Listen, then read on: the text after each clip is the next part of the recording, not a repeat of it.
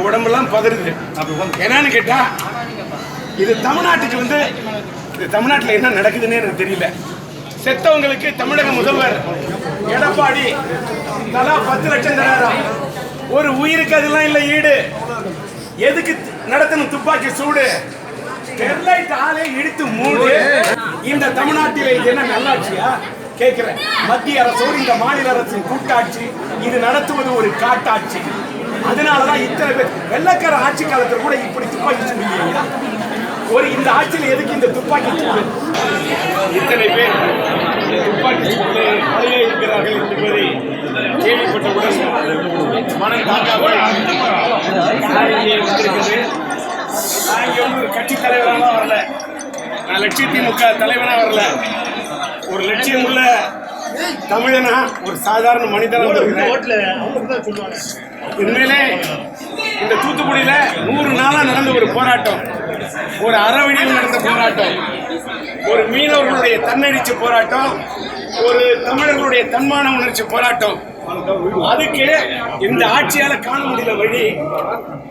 ஆனா 10க்கு மேல இத்தனை உயிரை கொடுத்திருக்காங்க பலி. தாங்க முடியாத வழி. தமிழ்நாட்டுல இது என்ன ஆட்சி நடக்குது?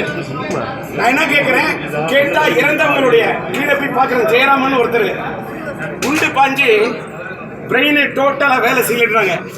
தானாடாட்டம் தசா ஆடுன்னு திருச்செந்தூர்ல இருந்தா அங்கிருந்து புறப்பட்டு வரேன். முடிஞ்சா சாடு தரது சாத்துக்குடி, இங்க முத்தெடுக்கக்கூடிய நகரம் தூத்துக்குடி. ஆட்சியே இந்த ஏழைகளுடைய அப்பாவி தமிழர்களின் உயிரை குடி குடி என்று நீ குடித்த இடமா தூத்துக்குடி? கைக்கூலி அரசு சார். என்ன இந்த ஆட்சி? நீங்க நேரா நின்று வாங்கின ஓட்டு உங்களுக்கு யாருக்கு, மக்கள் யாருக்கு போட்டாங்க? முதல்வர் அம்மாவுக்கு போட்டாங்க ஓட்டு, உங்களுக்கு போடல ஓட்டு.